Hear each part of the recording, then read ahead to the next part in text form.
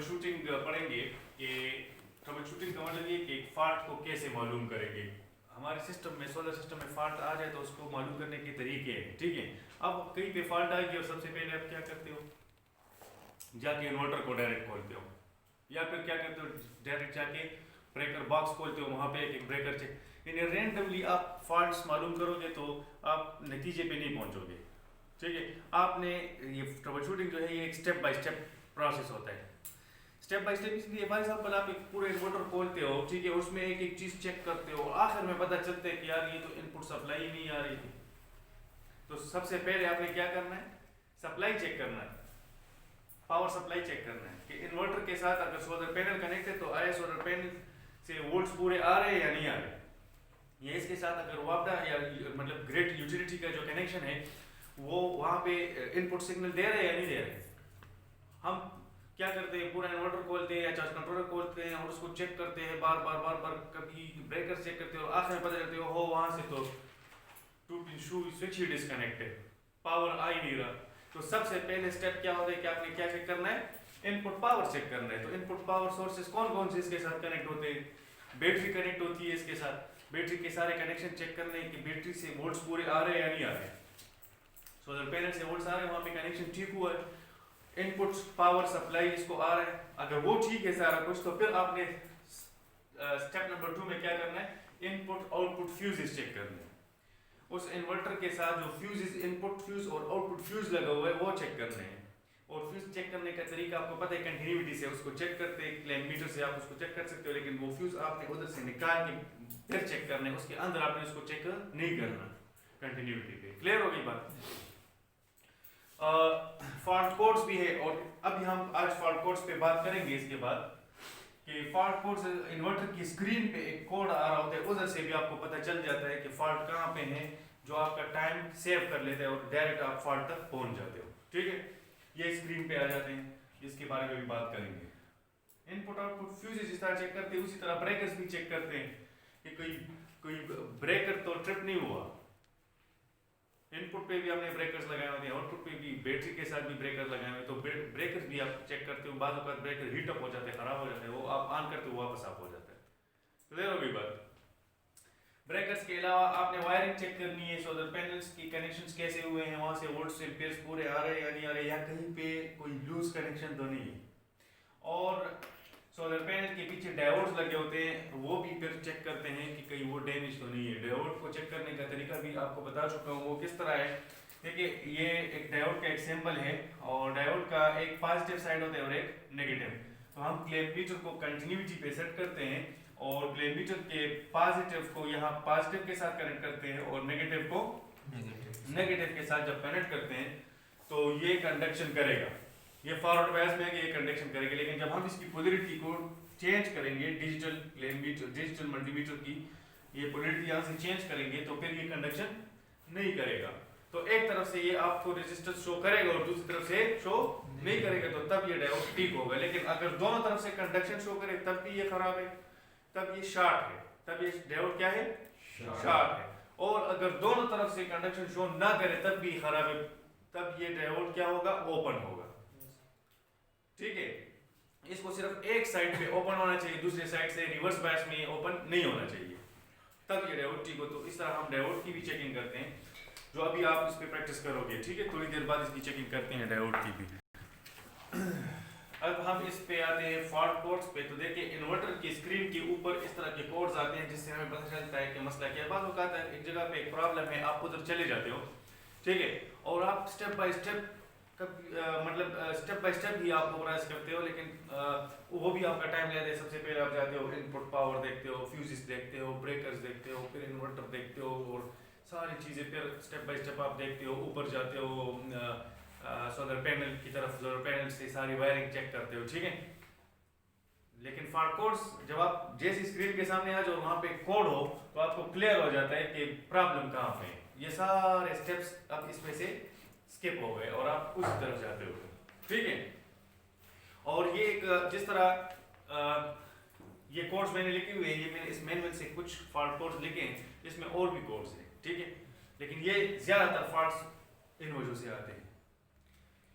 हर एक इन्वर्टर के साथ एक मैनुअल होता है और उस मैनुअल के एंड पे फॉल्ट कोड्स का एक कॉलम होता है जहां से आप सारे कोड्स देख सकते हो कि कौन से कोड का क्या मतलब है। जैसे कि 5 किलोवाट इन्वर्टर जितने भी हमारे पास अवेलेबल है, चाहे वो एनवर्क्स है, टी सोलर है, व्हाटएवर जो भी कंपनी है, यहाँ पे तकरीबन सब में यही कोड्स होते हैं फॉल्ट कोड्स, ठीक है।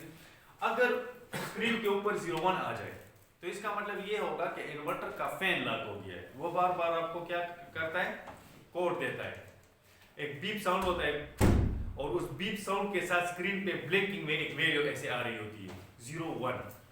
तो जब आप स्क्रीन के सामने आ जाते हो और 01 देखते हो तो 01 का मतलब ये होता है कि इसमें और कोई मसला नहीं है। ये जो इन्वर्टर बीप साउंड देता है थोड़ी देर और उसके बाद फिर खुद ऑफ हो जाता है, फिर आप ऑन करते हो, फिर थोड़ी देर बीप साउंड देते हो, फिर ऑफ हो जाते हैं, तो उस दौरान वो 01 भी स्क्रीन पे देता है, वो जो थोड़ी देर के लिए वो ऑन हो जाते हैं, बाकी वो इन्वर्टर फिर ऑफ हो जाता है। तो इसका मतलब ये होता है कि इसका फैन लॉक है, इसके अंदर जो फैन लगा हुआ है उसमें कोई गर्द की वजह से वो लॉक हुआ है या वो फैन जल गया है। तो आप क्या करते हो, फिर वो खोलते हो, ठीक है, और उसके फैन से ब्लोअर के थ्रू वो क्या करते हो, साफ करते हो। अक्सर औकात जहाँ पे भी 01 फॉल्ट आते हैं हम जाते हैं तो वहाँ पे जब उसको पावर सप्लाई उसका ऑफ करते हैं, ठीक है, और उधर थोड़ा सा हम ब्लोअर मारते हैं और फिर स्टार्ट करते हैं, वो फॉल्ट खत्म हो जाता है, फैन उसका लॉक हुआ होता है। 02 एरर जब भी आ जाए, 02 का मतलब ये है कि यहाँ पे ओवर टेम्परेचर है। क्या है, ओवर टेम्परेचर है, यानी ये हीट अप हुआ हुआ। अब जब भी आप इन्वर्टर लगाओगे तो इस बात का ख्याल रखना है कि जिस जगह मैं इन्वर्टर लगा रहा हूँ वहाँ पे प्रॉपर वेंटिलेशन है या नहीं, हवा का बंदोबस्त है वहाँ पे या नहीं, क्रॉस वेंटिलेशन होती है या नहीं। अगर वहाँ पे कोई रोशनदान नहीं है, कोई खिड़की नहीं है, कोई हवा, बिल्कुल वो जगह कन्फाइंड स्पेस है, कन्फाइंड स्पेस में ऑक्सीजन का लेवल भी कम हो जाता है और कन्फाइंड स्पेस में फिर गर्मी हो जाती है। क्यों, वहाँ पे क्या होता है कि आमतौर पे हम क्या करते हैं, इन्वर्टर को सोलर पैनल के करीब लगाते हैं। अगर फॉर एग्जांपल 3rd फ्लोर पे हम सोलर पैनल लगाते हैं तो उसके बाद 2nd फ्लोर पे जैसे हम नीचे आते हैं सबसे पहले इन्वर्टर लगाते हैं और फिर आउटपुट वायरिंग सारे घर में करते हैं। उसकी वजह यह है कि डीसी वायर्स और सोलर पैनल और इन्वर्टर के दरमियान डीसी वायर्स कम से कम इस्तेमाल हो क्योंकि वहाँ पे लॉसेस ज्यादा आती है, ठीक है। तो अक्सर औकात जब ऊपर पोर्शन में इसको लगाते हैं तो वहाँ पे गर्मी ज्यादा होती है तो इन्वर्टर हीट अप हो जाता है। तो आपने ऐसी जगह पे इसको नहीं लगाना, अगर लगाओगे तो उस उधर फिर लाजमी एक वेंटिलेशन के लिए कुछ न कुछ खिड़की रोशनदान कोई ना कोई जरिया होना चाहिए। अगर ना हो तो फिर वो बनाना चाहिए क्योंकि यहाँ वहाँ पे इन्वर्टर ज्यादा जल्दी हीटअप हो गए, धूप के सामने इसको नहीं होना चाहिए, वो तो फिर एक ही दिन में हीटअप हो जाता है, ठीक है। तो इसका एक खास टेम्परेचर होता है, जब वो उससे बढ़ता है तो आपको ये एरर देता है और ये एरर देने के बाद ऑफ हो जाता है। अब जब आप आते हो इसको ऑन करते हो वो दोबारा क्या करते हैं, एरर देता है क्योंकि वो हीटअप हुआ है। तो उसका तरीका ये है इस फॉल्ट को खत्म करने का कि अक्सर होगा या तो उसको प्रॉपर वेंटिलेटेड प्लेस में ले जाओ कि जहाँ पे इसका टेम्परेचर कम हो जाए और या उधर ही उसके साथ एक पंखा लगाओ बाहर से और उस इन्वर्टर को ऑफ करो। जब उसका टेम्परेचर वापस नीचे हो जाता है तो ये क्या करता है, ऑन हो जाता है, ये फॉल्ट कोड खत्म हो जाता है। समझ आ गई बात? लेकिन ये तो तरीका नहीं है ना कि आप इसको ऑफ करो थोड़ी देर के लिए कूल हो जाए फिर लगाओ फिर 2 दिन बाद फिर जो है वो हीटअप हो जाएगा और फिर वो फॉल्ट देगा। इसका परमानेंट सोल्यूशन निकालने तो परमानेंट सोल्यूशन ये है कि वहां पे प्रॉपर वेंटिलेशन होनी चाहिए ताकि वो हीटअप ना हो। Second, battery voltage is too low आएगा अगर 03 फॉल्ट कोड आ जाए। 03 फॉल्ट कोड हो तो इसका मतलब ये कि battery voltage is too high, battery का वोल्टेज बहुत ज्यादा हाई है। ये उस वक्त आता है आमतौर पे जब आप इंस्टॉलेशन करते हो और बैटरी का कनेक्शन गलत करते हो। फॉर एग्जांपल वो 24 वोल्ट सिस्टम है और आप 48 वोल्ट बनाते हो, 4 बैटरी से 24 वोल्ट की बजाय क्या बनाते हो, 48 वोल्ट, तो क्या होगा, वहां पे ये फॉल्ट आएगा। ये फॉल्ट 03 बार बार स्क्रीन पे आएगा, बीप साउंड देगा, आउटपुट नहीं देगा। इसका मतलब ये हो गया कि आपने बैटरी गलत कनेक्ट की है। क्लियर हो गई बात? नंबर 4 अगर आएगा 04, ये एरर आमतौर पे बहुत ज्यादा ये शिकायत आती है, ठीक है। 04 एरर जब भी आता है तो इससे कोई मसला नहीं होता, ये बीप साउंड देता है, ब्लिंकिंग स्क्रीन पे 04 वैल्यू ब्लिंक हो रही होती है और इसका मतलब ये कि बैटरी वोल्टेज कम हो गई, बहुत ज्यादा कम हो गई, बैटरी वोल्टेज कम हो गई, तो ये बैटरी लो है। बाद औकात धूप नहीं होती, सोलर पैनल से भी बैटरी चालू होती, वापडा मतलब यूटिलिटी से भी बिजली नहीं आ रही, बैटरी इस्तेमाल हो गई, कंज्यूम हो गई और आपको ये बीप साउंड देता है, सिर्फ एक अलर्ट है कि बैटरी लो है, ठीक है। तो इससे कोई मसला नहीं होता। हाँ, अगर ये बीप साउंड अगर वो अपने लो लेवल से भी नीचे आए जहाँ पे आपने बैटरी लो सेट किया है सेटिंग में, वो खुद ही ऑफ हो जाएगा इन्वर्टर। बस कुछ टाइम ये एरर देगा आपको, उसके बाद ऑफ हो जाएगा, आपको आउटपुट नहीं देगा। तो इस वाले एरर का कोई इशू नहीं है। 05 जो है 05 आउटपुट शॉर्ट सर्किटेड। जब आपके आउटपुट पे कोई शॉर्ट सर्किट आ जाए तो ये आपको क्या देगा, 05 एरर देगा कि आपका आउटपुट कहीं पे फेज न्यूट्रल शॉर्ट हुए हैं।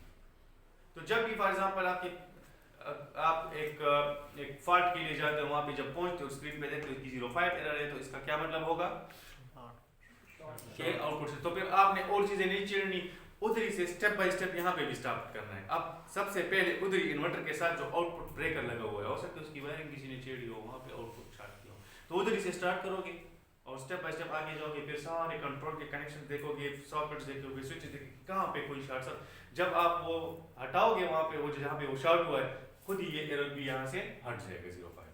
क्लियर हो गई बात? अच्छा 56 जो है ये आता है बैटरी कनेक्शन इज ओपन। आपने बैटरी एक दफा कनेक्ट की, सिस्टम ऑन हो गया, फिर बीच में कोई सिस्टम बैटरी का एक कनेक्शन ओपन हो गया, लूज हो गया, तो ये आपको 56 एरर देगा। और 07 ओवरलोड।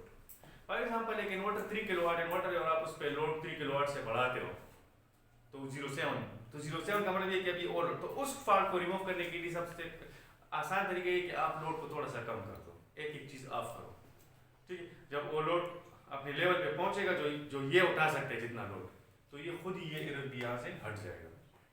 तो ये एरर आपका काम बहुत ही इजी कर देता है, आपको डायरेक्ट उस फॉल्ट वाली जगह पर लेकर जाता है। So this was all about the fault codes.